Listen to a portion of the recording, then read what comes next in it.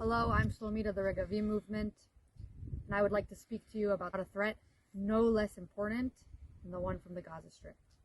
Let's call this threat by its name, the systematic failure of January 7th or February 7th. To illustrate and explain this threat, let's go back to the systematic failure of October 7th. Everyone has been talking about the intelligence breakdown that enabled the massacre to happen, but that's a small part of the bigger picture. Not enough has been said about the massive operational failure of Israel's defense system. The system that for too long allowed the buffer zone along the security fence of Gaza, the area that was supposed to be a sterile protective zone, to be eaten away. Over the course of years, Israeli government and the IDF allowed the vicious terrorists to come within arm's length of Israeli communities along the fence, along the guise of demonstrators, farmers, shepherds, and even kite flyers. This intolerable situation continued even after the murder of the IDF soldier Berel Khadaria at point-blank range. Tragedy that clearly illustrates the danger posed by the erosion of the buffer zone. This tolerance enabled terrorists to prepare for the massacre of October 7th, to dig attack tunnels, to scout out the area and identify ideal points of attack, to lay explosive devices and install cameras that served the terrorists who carried out the horrific massacre. The first terrorists to step foot into the buffer zone had been shot on sight. In all likelihood, many lives would have been spared. So, on October 7th, we awoke to a horrific new reality, in which the concept of protection provided by the security fence came crashing down. We learned a lesson in the most painful way beyond imagination. Abandoning territory equals abandoning security.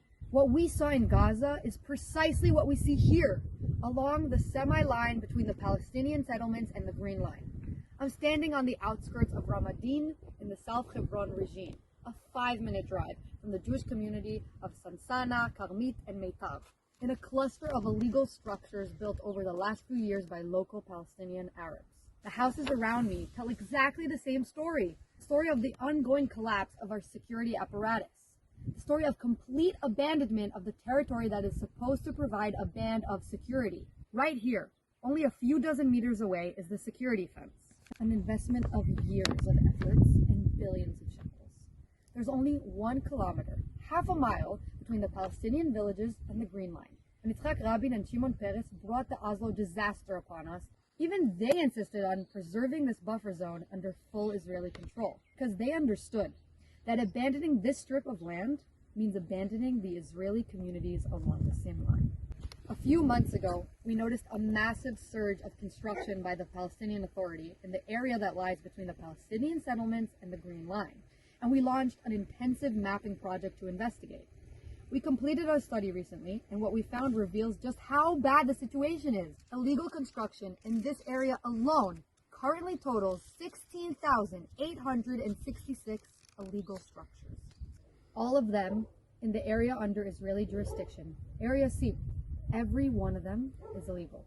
Some are on the IDF training grounds, in nature reserves, on archaeological sites. All are within 1 kilometer of the seam line. These are only a fraction of the 85,000 illegal structures built by the Palestinians over the years as part of the systematic plan to create a de facto Palestinian terrorist state in Judea and Samaria. If you thought that the danger of the Palestinian state is lying off in the distant future, think again. The danger is lurking right outside our living room windows. To ensure that the residents of Kfar Saba, Rosh Ha'ain, Meitar, and Kochav Yair don't wake up on the 7th of January to a terrorist invasion, we must put a stop to the abandonment of the territory.